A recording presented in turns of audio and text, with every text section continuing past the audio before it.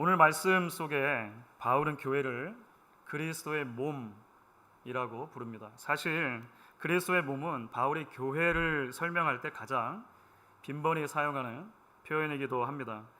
그리스도의 몸만큼 교회의 교회됨을 잘 설명하는 표현이 없기 때문일 것입니다. 교회는 머리이신 그리스도의 영광스러운 몸으로 부름을 받은 것입니다. 그래서 교회는 생명으로 서로 연결된 유기체입니다. 교회는 다양한 지체가 한 몸을 이루는 공동체입니다. 교회는 이 땅에 그리스도의 생명을 전하는 통로입니다. 그래서 그리스도는 자신의 교회를 포기하지 않으십니다. 머리는 몸을 버릴 수 없기 때문에 그렇습니다. 머리는 몸과 분리될 수 없기 때문에 그렇습니다. 머리는 몸과 함께 하나이기 때문에 그렇습니다. 주 안의 사랑하는 여러분, 오랜 팬데믹을 지나면서 이 땅의 모든 신앙 공동체는 본질적인 질문을 스스로에게 던지지 않을 수 없었습니다. 교회란 정말로 무엇인가? 라고 하는 질문입니다. 팬데믹을 지나는 모든 이 땅의 교회들은 교회를 정말 교회되게 하는 게 무엇인가를 질문했습니다. 그런데요, 사실 이 질문에 대한 답은 이미 오래전부터 말씀 가운데 주어져 있다라고 우리는 이야기할 수 있을 것입니다. 교회는 그리스도의 몸이라는 것입니다. 어떤 환난도 교회가 그리스도의 몸이라고 하는 사실 자체를 벗겨낼 수 없는 것입니다. 어떤 역병도 교회의 그리스도의 몸됨을 빼앗을 수 없는 것입니다. 그래서 우리가 2022년 이제 창립 36주년을 맞으면서 하나님 앞에 감사하지 않을 수 없는 것 같습니다. 지난 36년이 전부 다 하나님의 은혜였고, 특별히 최근 우리가 경험했던 팬데믹을 지나면서도 우리가 당신의 몸인 교회를 끝까지 포기하지 않으시는 그 하나님의 사랑과 성실하심을 보았기 때문입니다. 지금까지 지내온 것 주의 크신 은혜라, 이렇게 말하지 않을 수 없는 수많은 사건들이 그리스도의 몸인 우리가 지나왔던 지난 순간들 동안에 있었다라고 하는 것입니다. 우리는 모두가 다 함께 그것을 사실 경험했습니다. 그래서 이 시간 무엇보다도 먼저 우리 교회가 그리스도의 몸이다라고 하는 이 사실을 기억하며 우리 옆에 계신 분들하고 다시 한번 이렇게 인사 나누면 좋겠습니다. 같이 한번 인사하겠습니다. 우리는 그리스도의 몸입니다. 인사하시겠습니다. 옆에 계신 분들 한번 나누시죠. 우리는 그리스도의 몸입니다. 다시 한번 인사할까요? 주님이 우리를 포기하지 않으십니다. 하나를 덧붙이고 싶은데요. 그래서 이렇게 또 인사하면 좋겠네요. 저도 포기하지 않겠습니다. 주님이 포기하지 않으셨으니까. 주 안의 사랑하는 여러분, 말씀드렸던 것처럼 오늘은 이제 창립 기념 주일 예배를 우리가 함께 드리면서 교회의 새로운 일꾼을 세우는 임직식을 갖는 날이기도 합니다. 그래서 저는 특별히 오늘 우리가 함께 매주일마다 나누던 사도행전 말씀을 잠시 멈추고 에베소서 말씀을 여러분들과 나누기 원합니다. 오늘 본문 가운데 특별히 바울이 그리스도의 몸 개념, 교회가 그리스도의 몸이다라고 하는 그 개념을 교회 안에 있는 여러 봉사의 직분들과 연결을 시켜주고 있거든요. 우리가 이 말씀을 그래서 함께 잠시 묵상해 보기를 원하는 것입니다. 먼저 11절과 12절을 보시면 바울이 이렇게 말합니다. 그가 어떤 사람은 사도로, 어떤 사람은 선지자로, 어떤 사람은 복음 전하는 자로, 어떤 사람은 목사와 교사로 삼으셨으니 이는 성도를 온전하게 하여 봉사일을 하게 하며 그리스도의 몸을 세우려 하심이라. 바울이 당시 교회 내에 존재했던 여러 직분들, 여러 섬김의 자리들을 언급하면서 그 모든 직분과 섬김의 자리들이 몸인 교회를 세우기 위해 부름받았다. 그리스도의 몸을 세우는 일로 부름받았다. 이렇게 사실 이야기를 하고 있는 것이죠. 그렇다면 여러분, 그리스도의 몸 개념과 교회 내 직분을 연결시키고 있는 바울의 이 가르침들을 통해서 우리가 기억하고 붙들어야 할 진리가 무엇일까요? 무엇보다 먼저 우리는 모든 봉사의 직분이 하나님께서 주신 선물이라고 하는 사실을 믿어야 할 것입니다. 조금 제가 일부러 모호하게 말씀을 드렸습니다. 왜냐하면 모든 봉사가 하나님이 주신 선물이라고 하는 말 자체가 그 안에 두 가지 다른 측면을 또 담고 있기 때문에 그렇습니다. 먼저는 각 사람에게 주신 섬김의 자리가, 오피스가, 섬김의 여러 직분들이 그 자체로 하나님의 선물이라고 하는 의미가 이 안에 담겨져 있습니다. 여러분, 사실 그리스도의 몸을 세우라는 이 말씀과 더불어서 그리스도의 몸을 세우기 위해서 봉사와 섬김의 직분들이 있다라고 하는 말씀을 바울이 하는데요, 이 가르침은 바로 이전의 가르침과 직접적으로 연결이 됩니다. 바로 7절부터 10절에 남긴 말씀인데요, 그것은 소위 은사와 관련된 것입니다. 은사. 특별히 7절 말씀을 보시면 바울이 이렇게 말해요. 우리 각 사람에게 그리스도의 선물의 분량대로 은혜를 주셨나니. 이게 무슨 말이냐면 구원받는 은혜가 아니라 여기서 말하는 것은 구원받은 이후에 성도들이 교회를 더 잘 섬길 수 있도록 하나님께서 재능과 은사를 그 분량대로 주셨다라고 하는 것입니다. 은사와 관련된 이야기를 하고 있는 것이죠. 여러분, 그렇기 때문에 교회 안에 존재하는 모든 봉사와 섬김의 자리가 그 자체로 소중하고 아름다운 하나님의 선물이라고 하는 것을 우리가 기억할 필요가 있습니다. 여러분, 누군가에게 선물을 주려고 골라보셨던 경험들이 다 있으실 것입니다. 그런데 정말로 내가 사랑하는 사람 혹은 귀인에게 선물을 하는 경우라면 선물을 고르는 일 자체가 설레는 일이기도 하지만 동시에 부담되는 일이기도 합니다. 아무거나 줄 수 없기 때문에 그렇습니다. 대충 준비할 수 없기 때문에 그렇습니다. 그래서 사랑하는 사람일수록, 아끼는 사람일수록 선물을 내가 고른다고 하는 것은 굉장히 만만치 않은 일이라고 하는 것입니다. 하나님께서 우리에게 무언가를 주셨다면, 무언가를 선물로 주셨다면 여러분, 그것은 그냥 대충 골라서 주신 것이 아닐 것입니다. 생각하고 생각하셔서, 고민하고 고심하셔서 가장 좋은 것을 우리에게 은사로, 은혜로 선물로 주신다라고 하는 것이죠. 그것이 바로 우리에게 주신 은사들이고 직분들이라고 하는 것입니다. 그것이 섬김의 자리라고 하는 것입니다. 그래서 교회 안에 존재하는 다양한 섬김과 봉사의 자리들이 그 자체로 하나님께서 보실 때에 너무 소중한 것이라고 하는 것을 우리가 오늘 함께 기억할 수 있으면 좋겠습니다. 그렇기 때문에 우리는 교회 안에 존재하는 모든 직분들을 세상적인 기준에서 높음과 낮음 또는 순서의 개념으로 생각하지 않아야 할 것입니다. 이게 성경이 우리에게 일관적으로 말하는 것이고 종교개혁자들이 다시 발견했고 우리에게 계속해서 전해주는 개혁교회의 개신교회들의 굉장히 중요한 전통이 됩니다.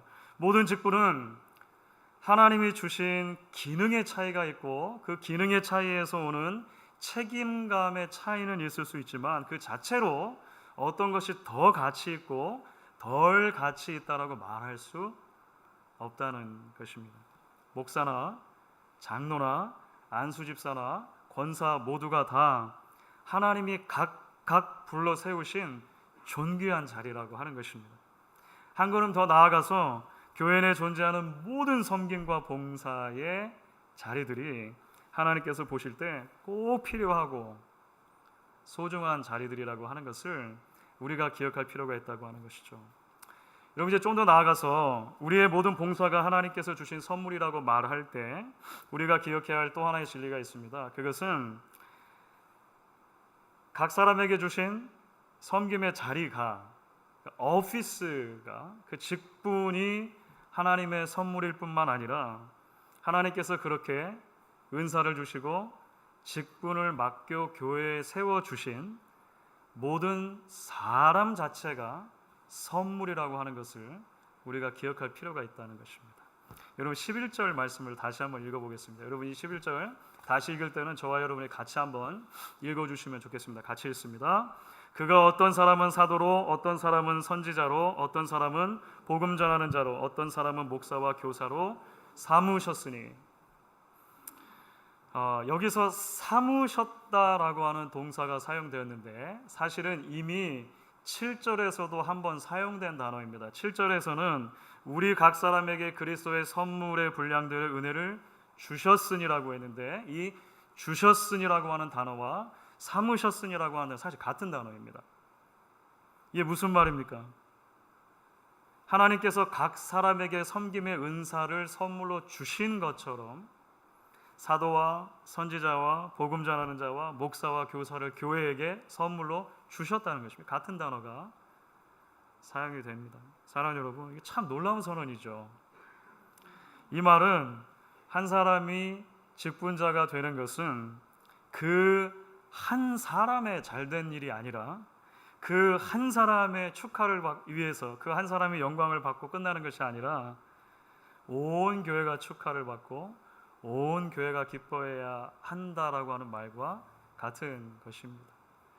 하나님께서 당신의 몸된 교회를 세우시기 위해 일꾼들을 선물로 주시는 것이기 때문에 그렇습니다. 오늘 이제 임직식을 하게 될 텐데요. 우리 축하해주기 위해서 가족들도 오시고 다 오셨습니다.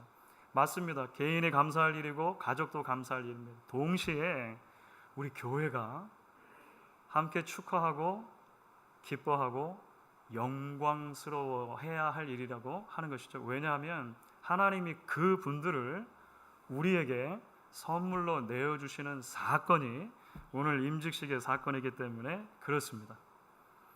여러분, 그렇기 때문에 교회가 그리스도의 몸이고 봉사의 직분이 결국 그리스도의 몸을 세우는 일이라고 하는 이 진리를 우리에게 적용할 때 우리가 생각해 보아야 할 두 번째 큰 주제로 자연스럽게 이제 연결이 됩니다. 그것은 우리의 모든 봉사는 결국은 사랑을 통해서 완성된다라고 우리가 믿어야 한다는 것입니다. 여러분, 이게 무슨 말일까요? 먼저 우리는 우리의 모든 섬김이 하나님이 기뻐하시는 섬김 되려면 한 사람의 신앙인으로서 계속해서 성장하고 성숙해야 한다라고 바울이 말하는 오늘 말씀에 귀를 기울여야 할 것 같아요. 사실 오늘 말씀은 얼핏 보면 두 가지의 서로 다른 주제를 다루고 있는 것처럼 보입니다. 말씀드린 것처럼 11절과 12절은 분명히 직분과 관계된 것입니다. 그렇죠. 교회 안에 이러이러한 직분들을 세워줬습니다라고 말한다는 거예요. 그런데 13절을 보십시오. 13절 이렇게 되어 있습니다. 우리가 다 하나님의 아들을 믿는 것과 아는 일에 하나가 되어 온전한 사람을 이루어 그리스도의 장성한 분량에 충만한 데까지 이르리니. 갑자기 바울이 주제를 바꾸고 있는 것처럼 보여요. 직분에 대해서 이야기하다가 갑자기 성장에 대해서 이야기하는 것처럼 보인다는 거예요. 그리고 이 성장이라는 주제를 마지막 15절까지 쭉 가지고 갑니다. 봉사는 섬김과 관련된 주제잖아요. 그렇죠. 성장이라고 하는 것은 신앙 또는 양육과 관련된 주제라고 말할 수 있잖아요. 그런데 왜 이 두 서로 달라 보이는 주제를 바울이 함께 이야기하고 있느냐라고 하는 것입니다. 그것은 두 가지가 서로 다르지 않기 때문입니다. 그렇죠. 실제로 그리스어 헬라어 원문을 보시면 11절부터 16절까지가 하나의 문장으로 되어져 있습니다. 오늘 말씀이 하나의 문장으로 되어져 있어요. 성도의 봉사와 신앙적인 성장이 서로 뗄 수 없을 만큼 하나로 묶여 있다는 것입니다. 자, 이미 말씀드린 것처럼 그리스도인의 봉사가 결국 그리스도의 몸을 세우는 작업입니다. 몸을 세우는 작업이기 때문에 혼자 할 수 없다는 것입니다. 그 자체로 우리가 몸을 생각하면 몸에 하나만 한 그 지체만 존재하지 않는 것처럼 다양한 지체들이 함께 있어야 몸이 되는 것처럼 다른 지체들과 함께 세워져 가야 한다는 것이 그 안에 포함되어 있는 내용이라고 하는 것이죠. 다르게 표현하면 우리가 감당하는 모든 봉사는 본질적으로 다 관계적입니다. 교회 안의 모든 봉사는 그렇습니다. 그래서 우리가 주님을 바라보며 감당해야 하는 것이 맞지만 주님만 바라보고 감당할 수 없는 것이 교회 안에 세우신 봉사입니다. 자체로 그렇습니다. 내가 하는 일이 나 하나만의 일로 끝나지 않기 때문에 그렇습니다. 우리 부서의 일이 우리 부서의 일로 끝나지 않기 때문에 그렇습니다. 교회 내에 존재하는 어떤 직분도 어떤 섬김의 자리도 반드시 다른 지체들과의 연관성 속에서 존재하는 것입니다. 그래서 신앙의 성장과 성숙이 없으면 감당하기 힘든 것이 섬김입니다. 성경에 말하는 진리입니다. 예수님을 매일매일 닮아가는 신앙의 인격과 성장이 없이 그 어떤 섬김도 건강하게 지속될 수 없다라고 하는 것이죠. 자, 그렇기 때문에 결과적으로 모든 봉사는 사랑을 통해서만 완성될 수 있다라고 바울이 말하는 거예요. 그래서 관계적이기 때문에 사랑을 통해서만 완성될 수 있다는 것입니다. 15절과 16절 말씀을 다시 한번 읽으려고 그래요. 15절 16절 여러분 같이 한번 읽어주시면 좋겠습니다. 같이 읽습니다. 오직 사랑 안에서 참된 것을 하여 범사에 그에게까지 자랄지라. 그는 머리니 곧 그리스도라. 그에게서 온 몸이 각 마디를 통하여 도움을 받음으로 연결되고 결합되어 각 지체의 분량대로 역사하여 그 몸을 자라게 하며 사랑 안에서 스스로 세우느니라. 15절과 16절은 동일한 표현으로 둘러싸여져 있습니다. 처음과 마지막, 사랑 안에서라고 하는 표현입니다. 사랑 안에서, 공동체 안에서 성장하고 성숙하며 그 성장과 성숙이 건강한 봉사로 연결이 되려면 사랑이라고 하는 촉매제가 반드시 필요하다. 오늘 바울이 우리에게 다시 한번 일깨워주고 있습니다. 빌립보서라고 하는 성경의 책을 보면 바울이 두 여인의 이름을 언급하는 장면이 나와요. 유오디아와 순두계라고 하는 두 여인을 언급합니다. 그런데 이 여인을 언급할 때 바울은 이런 표현을 써요. 복음에 나와 함께 힘쓰던 여인들이다. 정말 하나님께 신실하고 주의 일에 힘쓰는 사람들이었던 것은 분명한 것 같아요. 자, 그런데 사실 바울이 유오디아와 순두계를 언급하는 진짜 이유는 그들이 복음에 나와 함께 힘쓰는 여인들이었음에도 불구하고 문제가 있었다는 것입니다. 각자 놔두면 일을 너무 잘해요. 각자 놔두면 맡겨진 사역을 너무 잘 감당하는 거예요. 각자의 자리에서 기도도 열심히 하고 말씀도 열심히 보는 분들이었다고 저는 그렇게 생각이 돼요. 그런데 문제는 함께 있으면 자꾸 문제가 생기는 거예요. 서로 분열과 반목하는 것입니다. 그래서 결국 바울이 자신의 서신에서 두 사람의 이름을 직접 거론하면서 이렇게 말하는 것입니다. 빌립보서 4장 2절인데요. 내가 유오디아를 권하고 순두계를 권하노니 주 안에서 같은 마음을 품으라. 누가 잘했다 누가 잘못했다 바울이 말하는 게 아니에요. 유오디아도 권하고 순두계도 권하는 게 똑같이 둘 다 권하노니 주 안에서 한 마음을 품으라. 같은 마음 품으라고 말해요. 사랑하는 여러분, 소위 사랑장이라고 불리는 고린도전서 13장에서 바울이 내가 사람의 방언과 천사의 말을 할지라도 사랑이 없으면 소리나는 구리와 울리는 꽹과리가 된다고 한 것, 이런 과장이 아닙니다. 내가 내게 있는 모든 것으로 구제하고 또 내 몸을 불사르게 내어줄지라도 사랑이 없으면 내게 아무 유익이 없다고 한 것이 바울의 허풍이 아닙니다.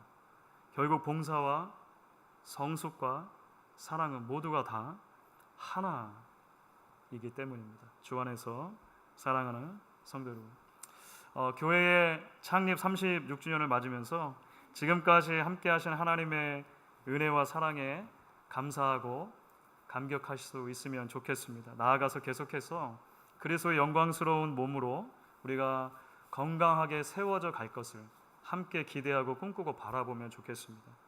우리 한 사람 한 사람을 그리스도의 몸으로 그 몸을 이루는 지체로 부르신 하나님께 감사하는 우리가 될 수 있기를, 특별히 오늘 임직식을 통해서 우리에게 새로운 봉사와 섬김의 일꾼을 세워주시는 하나님의 귀한 선물을 기쁜 마음으로 감사한 마음으로 함께 받을 수 있는 오늘 이 시간 될 수 있기를 주의 이름으로 간절히 축원하겠습니다.